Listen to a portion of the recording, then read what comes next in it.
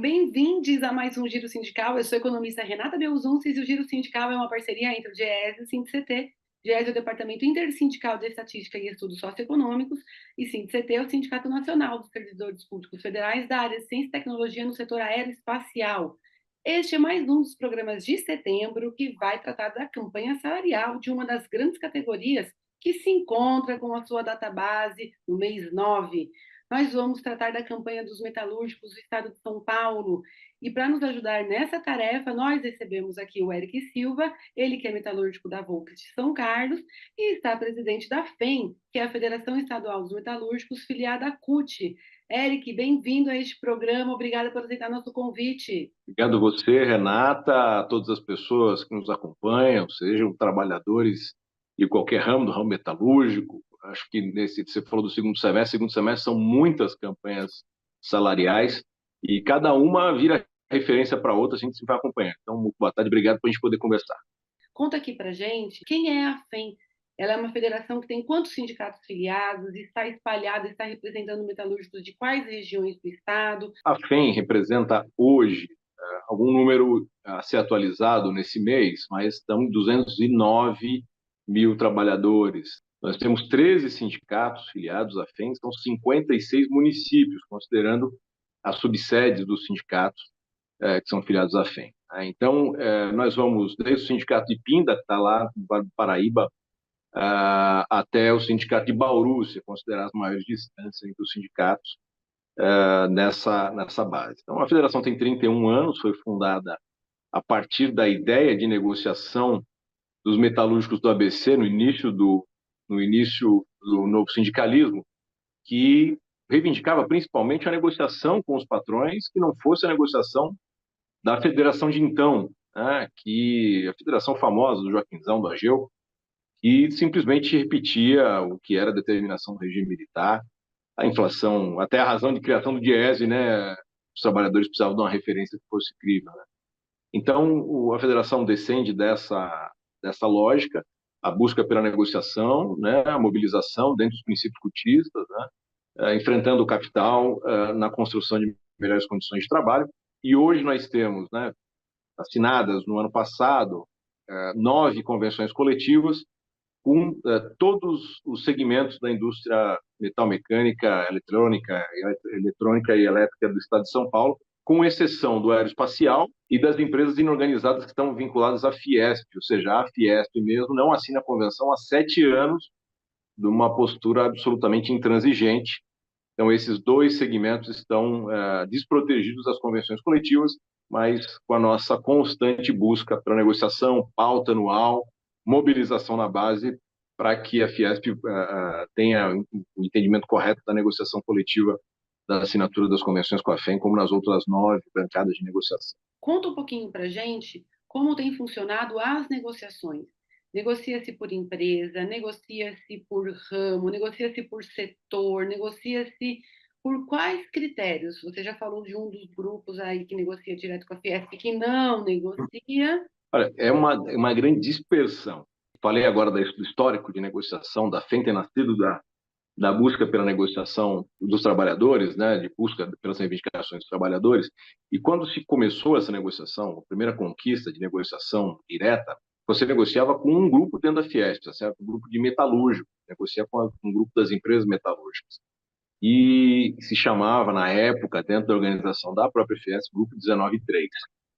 À medida que o tempo passou, muitos sindicatos patronais saíram objetivamente dentro da Fiesp, fisicamente dentro da Fiesp, inclusive não só num distanciamento político. E aí, cada um com a sua posição, inclusive com as suas lógicas de buscar negociações separadas. Então, o primeiro grupo que saiu de dentro desse grupo de metalúrgico de dentro da Fiesp foram as montadoras. O setor automotivo começou a negociação pelo Sinfábia. Então, Sinfábia. Depois vieram outros grupos. Hoje nós negociamos então com 11, buscamos a negociação, pautamos 11 bancadas. O tamanho, os dois maiores, é o grupo 2, que junta as empresas de máquinas e eletroeletrônica. O grupo 3, que são as autopeças, parafuso e forjaria. Aí você tem a fundição negocia separado. Aí você tem o G8, que nós chamamos de G83, que é o Sindicato das Ferramentas, Sinafer, de material ferroviário, complementos rodoviários e tudo mais, que é o Simefre, e o Cianfest. Aí você tem o Sindicel, que é a indústria do cobre, os não ferrosos, a indústria do aço, que é o Cicetel. Aí você tem o Sindifup, que é o Sindicato da Funilaria, Siscomet. Aí você tem o Sindratar, que é tratamento térmico. E aí você tem a Fiesp e o Aeroespacial. 11 pautas que a gente entrega para esse conjunto de sindicatos patronais e os inorganizados, ou seja, os sindicatos que não estão, quem não tem base representada, os quinais que não têm representação no sindicato, estão concentrados na Fiesp. Então é complicado demais. Então, isso é muito importante porque mostra como é diversa a categoria metalúrgica. E a gente vai continuar conversando com isso depois de um intervalinho. O Giro Sindical vai por um intervalinho e volta já.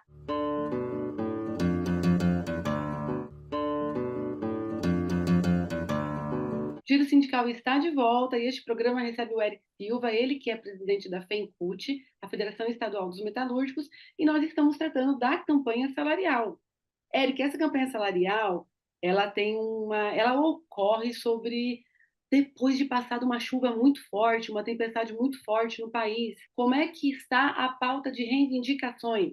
Nesses 6 anos de golpe, né, de 2016 até o ano passado, nós sofremos, os sindicatos passaram por um período realmente de tempestade, como você disse, para chegar ao absurdo de um decreto presidencial proibir o desconto da mensalidade em folha lá em 2019, onde alguns patrões, inclusive, resolveram atender, mas a maioria absoluta da base organizada da FEM conseguiu, conversando com os patrões, que eles entendessem que isso era uma medida totalmente descabida e você não teve interrupção do pagamento das mensalidades. Então, foi realmente um período muito difícil, mas eu tenho que fazer referência que, mesmo nesse período, as bancadas de representação, exceção a Fiesp, certo? Exceção a Fiesp e a Aeroespacial, que está dentro da Fiesp também, as bancadas foram absolutamente respeitadas do nosso lado e tiveram uma postura de respeito para com o lado dos trabalhadores e negociaram ao longo de todo o período. É tanto que a gente não deixou de fazer, pelo contrário, a gente retomou convenções que a gente havia perdido no período passado. Então, penso que tem que fazer referência assim, entidades patronais, olha o absurdo que eu estou falando, hein, Renato? Entidades patronais têm que fazer essa marca, essa referência de respeito com as entidades sindicais do ponto de vista do respeito à negociação. Quanto à conquista, aí foi a conjuntura, porque nós tivemos uma conjuntura de retração. Então, mesmo considerando esse período, em todos os anos nós tivemos pelo menos, aí a capacidade de luta da categoria, nós tivemos ao menos a reposição da inflação. Tivemos arredondamentos, tá certo? Mas não tivemos aumento real nesse período. E a gente pode até somar e vai dar alguma coisa em torno de 2% que a gente teve além da inflação. Mas nós tivemos sim ajustes nas convenções em função da conjuntura para manter as convenções, foi mantido inclusive ampliadas. E agora é o momento da gente apostar no futuro, da gente pensar no que mais a gente perdeu. E nesse período nós perdemos muita massa e muita média salarial. Apesar de hoje nós temos uma retomada na curva do emprego. Talvez o piso tenha sido ali o período da pandemia, mas nós temos uma retomada do emprego, mas já vinha de um decréscimo, né? Já vimos uma crise muito séria. E agora a gente tem uma retomada do emprego, mas temos a retomada das condições de trabalho. Uma das grandes lutas nesse ano é a retomada do piso, né? A valorização do piso salarial e do teto, porque também a categoria está mudando. Hoje nós temos mais trabalhadores administrativos, né? Mais companheiros e companheiras que trabalham em setores administrativos, vide a ampliação, inclusive, da tecnologia na base, e precisam ter a reposição plena da inflação que os tetos têm atrapalhado. Então, a gente busca esse ano a valorização do piso e do teto como forma de recuperar, inclusive, a massa e as médias salariais da base. Claro que uma situação de estabilidade do emprego ajuda muito.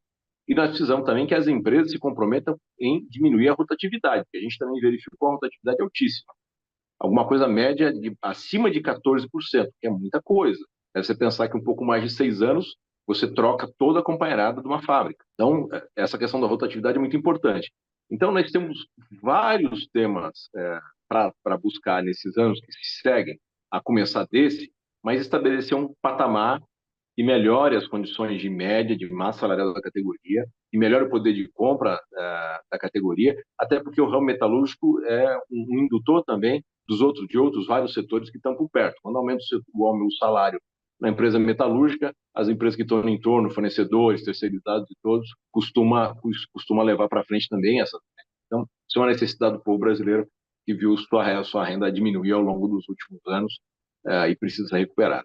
Eric, nós estamos gravando aqui no final do mês de agosto e é um período em que algumas reuniões já ocorreram. Já é possível fazer uma avaliação a partir dessas rodadas iniciais? Nós fizemos rodadas com todas as bancadas, com exceção dessas duas que são insistentemente intransigentes, né? E dá para ter uma percepção, primeiro, de que os sindicatos patronais pretendem novamente celebrar a convenção coletiva. Tem a pauta que é sempre de reflexo, sempre de uma pauta que nenhum patrão permanece imóvel, que é a pauta da redução de jornada. Está parada, sem avanço nenhum, desde 1988, desde a Constituição Federal. Você tem bases, né, em acordos coletivos que já garantem, por exemplo, no setor automotivo quase todo é 40 horas. Mas o avanço da produtividade, o desenvolvimento das tecnologias, tudo, o conjunto de resultados que tem, já está mais do que na hora da gente poder discutir a redução de jornada. O tema do piso e do teto, então você tem realmente uma redução que é preciso ser atacada, e aí mexer em piso-teto, valorizar piso-teto e combater a rotatividade é ferramenta. Então, penso que nisso a gente tem um bom espaço para avançar. E temos as pautas das mulheres, que não são pautas das mulheres, são pautas de todas as pessoas, que a gente tem levado à frente com muita disposição. Tem que ter muita luta, porque isso é uma dívida da sociedade. Está aí, podemos ver com clareza, a lei promulgada pelo presidente Lula 15 dias atrás, um pouco mais talvez, que acho que é um grande de um avanço. Mas nós temos que fazer a nossa parte, buscar a igualdade, buscar a situação de equiparação plena. Isso é uma pauta que também teve uma boa recepção.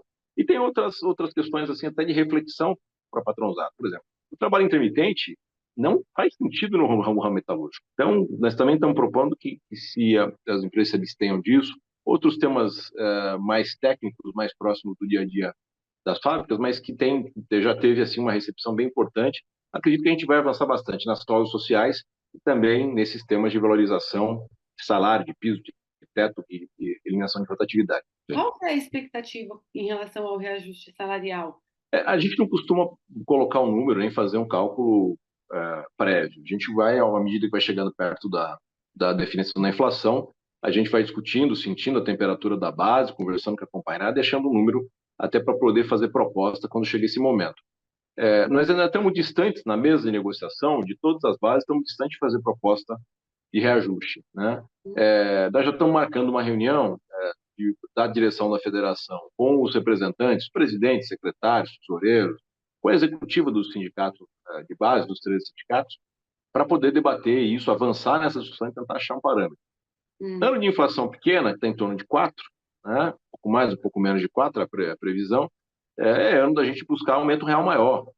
Então, depois de um longo período de arredondamento, o empatar com o INPC, esse ano eu vejo que é um ano de buscar aumento real e começar uma trajetória, inclusive de reposição das perdas de média de massa do último período. Que é isso, né? O trabalhador que foi empregado, uma coisa que às vezes o trabalhador não vê. A gente briga por um reajuste importante, conquista um reajuste importante. Se no momento seguinte 14% dos nossos colegas vão para a rua, não vai resolver nada para esses, tampouco vai manter a nossa média. E amanhã você e eu. Então, essa luta pela rotatividade, contra a rotatividade, inclusive, faz muito parte disso.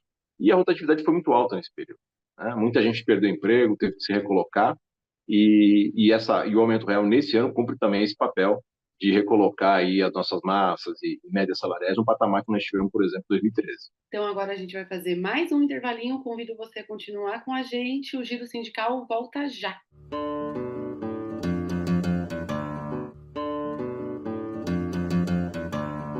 O Giro Sindical está de volta e este programa recebe Eric Silva, ele que é presidente da FEM, Federação Estadual dos Metalúrgicos do Estado de São Paulo, filiada à CUT, e a nossa conversa aqui é sobre campanha salarial. Nós tivemos aí em poucos anos golpe, reforma trabalhista, governo Bolsonaro, pandemia, e como se isso tudo não fosse já o suficiente, a gente também tem um processo que até antecede esses fatos colocados aqui, que é o processo de desindustrialização no Brasil. Recentemente nós tivemos alguns agravos, né, como por exemplo a ida da Ford, a saída da Ford, que saiu no ano de 2021, muito simbólico para a categoria metalúrgica. Como que os metalúrgicos têm olhado para esse tema? Isso se reflete na melhora ou nas pioras que a gente tem tido a cada campanha salarial? Você tem um processo de desindustrialização do Brasil, até por um modelo de país que se investia até 6 meses atrás, que era de tentar transformar o Brasil numa grande fazenda,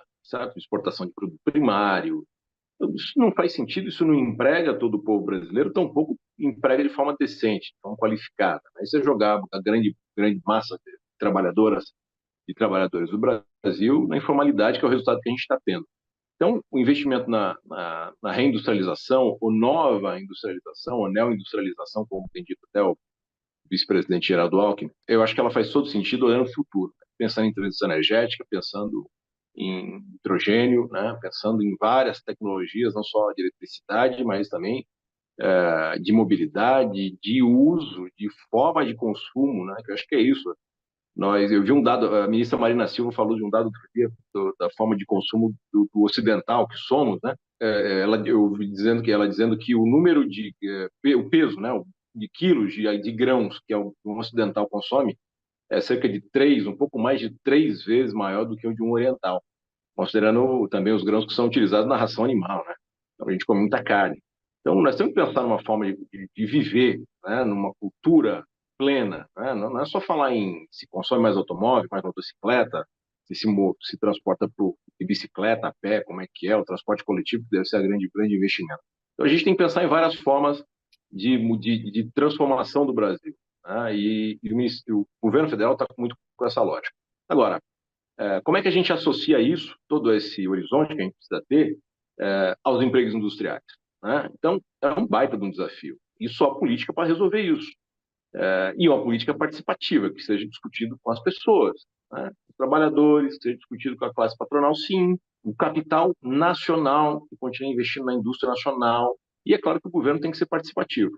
E tem um grande elemento faltante ao longo da trajetória das últimas 3, 4 décadas, que marca a desindustrialização do Brasil, que é a ausência do Estado de São Paulo. A desindustrialização brasileira, quando a gente olha para os números da desindustrialização, é a desindustrialização paulista, né? Muitos dos outros estados do Brasil cresceram o percentual de PIB da indústria. No Brasil, o estado de São Paulo tem uma redução enorme. Então, a tarefa da FEM, a gente tem feito isso, é discutir, buscar, levar essa pauta ao governo do estado de São Paulo, né? Nós já tivemos com o secretário estadual de desenvolvimento, nós estamos discutindo com os deputados estaduais, vamos fazer uma discussão ao longo desse ano ainda, vamos fazer um debate com a Assembleia Legislativa do Estado de São Paulo, mostrar para os deputados o que é a indústria paulista, o que é a indústria que interessa, né, para o povo brasileiro, para o povo trabalhador. E a gente também tem participado das frentes que a Confederação Nacional dos Metalúrgicos e o restante do macro setor da indústria, dentro da CUT, ou seja, a Confederação dos Químicos, a Confederação do Vestuário, do pessoal que trabalha dos urbanitários, da alimentação, né, a indústria da construção civil, importantíssima no nosso país. Então, a gente tem feito esse debate em conjunto, não só aqui no Estado de São Paulo, mas também no governo federal, buscando formas de retomar os empregos industriais, olhando para um novo horizonte. Então, você fazer essa discussão junto com a discussão salarial, na verdade, ela dá uma perspectiva para nós que somos dirigentes, estamos na bancada de negociação, assim como os trabalhadores têm que entender isso também, de que não dá para discutir somente salário. A gente tem que discutir relações de trabalho, as cláusulas sociais com garantia para os trabalhadores, e temos que discutir como é que a gente garante os postos de trabalho, e os melhores postos de trabalho. E tem que discutir um novo modelo de sociedade, porque esse modelo não comporta, tão pouco o planeta Terra comporta esse modelo de sociedade de consumo que nós temos hoje. Que nós temos hoje aqui no Brasil, não é dizer, falar, não é o consumo americano, o norte-americano consome, se todo mundo consumisse, precisava de 3, 4 planetas. Não é só isso, né? Nós já estamos acima dessa capacidade, planetária de recursos naturais, né? Faz muito sentido toda essa discussão, e a pauta do meio ambiente, ela é fundamental, ela tem que ser o norte a ser atingido, não é só para a gente atender um ministério atender a demanda de uma parte da sociedade. Não, tem que ser assumido por todas e todas. E sem descuidar jamais das grandes desigualdades que nós temos no Brasil. Né? Nós temos uma desigualdade de gênero absurda, nós temos uma desigualdade em relação ao povo negro do nosso país, aos africanos que foram sequestrados, escravizados aqui no Brasil. Então, isso perpassa também as relações dentro da indústria. Né? Isso perpassa as relações dentro da indústria, então a gente tem que olhar para isso.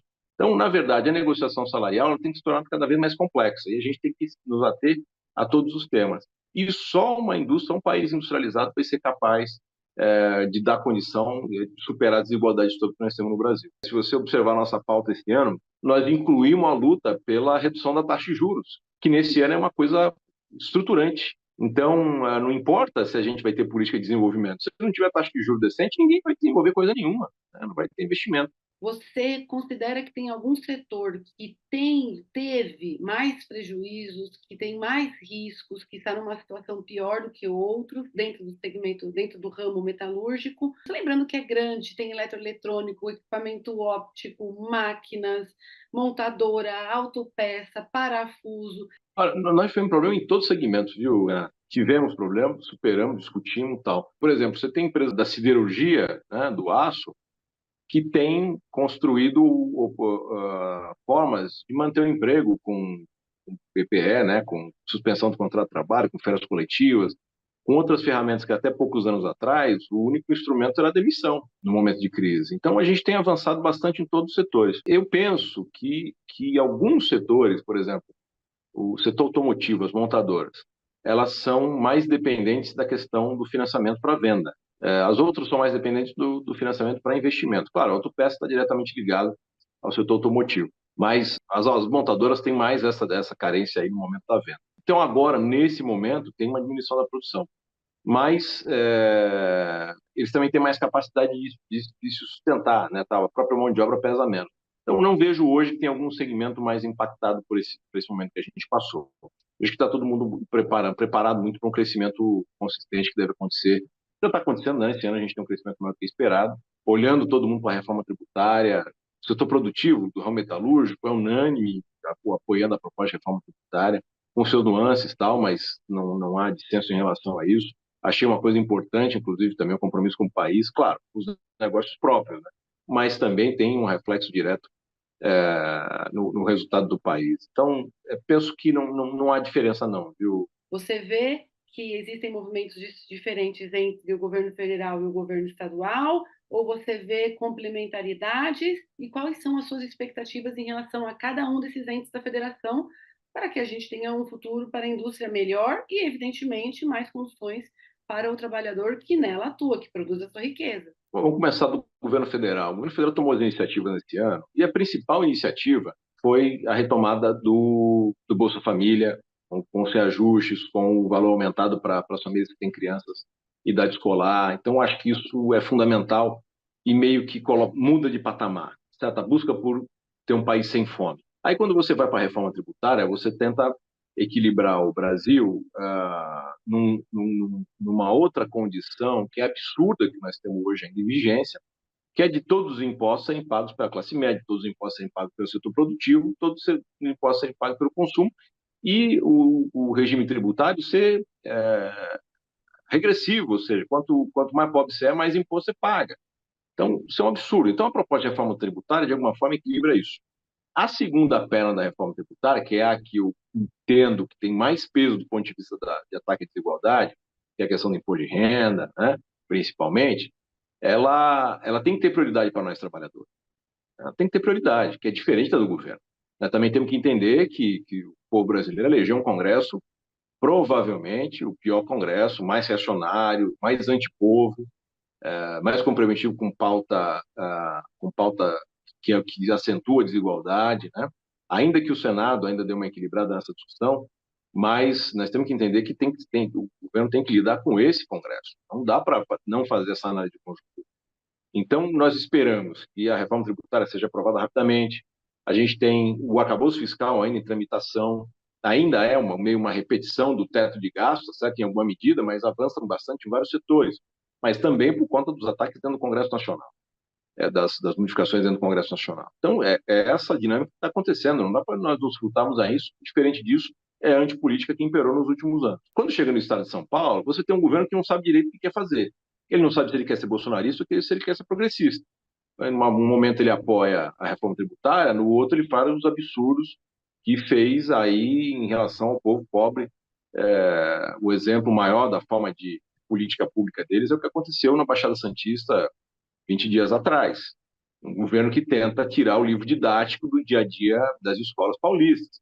Por outro lado, você tem a recepção dentro da Secretaria de Desenvolvimento do Estado das nossas pautas com boa vontade. Eu acredito que a gente vai conseguir andar com essa discussão que a gente está propondo, por exemplo, que tem um representante de trabalhadoras e trabalhadores no Conselho Estadual de Desenvolvimento Econômico. Então, são pautas que a gente está apresentando. Você tem uma Assembleia Legislativa que, até esse momento, é bastante receptiva com as ideias que nós temos em relação à indústria paulista, o que é preciso fazer no estado de São Paulo. E tem muita coisa que o governo do estado de São Paulo pode fazer. Tem bilhões parados no caixa do governo do estado que são de ICMS de retorno das exportações do estado. Então, que o governo retém e que nós vamos discutir como é que ele pode ser aplicado. Ele pode ser aplicado, por exemplo, em projetos de desenvolvimento do estado, como já houve um projeto importantíssimo que estimulou o desenvolvimento das ferramentarias do estado. Então, você tem a oportunidade do estado de São Paulo fazer política que incrementa a possibilidade do desenvolvimento industrial no estado. Tem medidas que a gente tem que dizer que está correta, por exemplo, a ampliação do salário mínimo estadual, tem que avançar mais para recuperar tudo que se perdeu no governo passado. Mas o salário mínimo estadual já foi para R$ 1.550.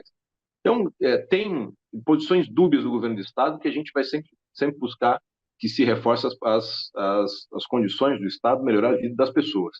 E ainda por cima nós temos as eleições do ano que vem, onde o povo brasileiro vai ter a oportunidade de eleger prefeitos que voltem a colocar o estado ou os municípios, que é onde as pessoas vivem, novamente a oferecer direitos de qualidade, o direito à educação, o direito à saúde, o direito à moradia. Então, penso que o Brasil está retomando uma linha correta. Por vezes, se tem um governante ou outro que escapa, porque está saudosista ainda, ou está querendo fazer barulho para uma plateia de um tipo de eleitor que ele vai diminuir ao longo do tempo, vendo o que foi esse absurdo dos últimos 4 anos. A gente ouve notícia hoje que, por mais que a gente entendesse que o governo passado tinha uma prática criminosa, a gente nunca imaginou que fosse tanto. Mas eu acredito, pensando nas medidas, nas propostas que estão sendo feitas pelo governo federal, no entendimento muito capaz no trato com o Congresso Nacional, que no governo do estado nós vamos fazer muita mobilização, muita luta para mostrar para eles qual é o caminho que o estado de São Paulo tem que seguir, como é que a gente retoma a indústria paulista. Penso que o horizonte desses 4 anos, desses governos estaduais e federal que nós temos agora, junto com os legislativos, nós vamos avançar demais, vamos ter um crescimento sólido, colocando o Brasil a serviço, o Estado Nacional Brasileiro a serviço do povo. Eric, muito obrigada pelo seu tempo aqui, pelas informações, por atender o nosso pedido. Muito obrigada. Obrigado, Renato. Um grande abraço a todas as pessoas que nos assistem, nos acompanham. E vamos, os metalúrgicos, as metalúrgicas, aí estar atento aos sindicatos para ampliar a mobilização e a gente conquistar a campanha salarial, que é preciso, inclusive, para o bem do nosso país, porque o salário dos metalúrgicos movimenta a economia de uma forma grande. É isso daí, seguimos. Tchau, tchau.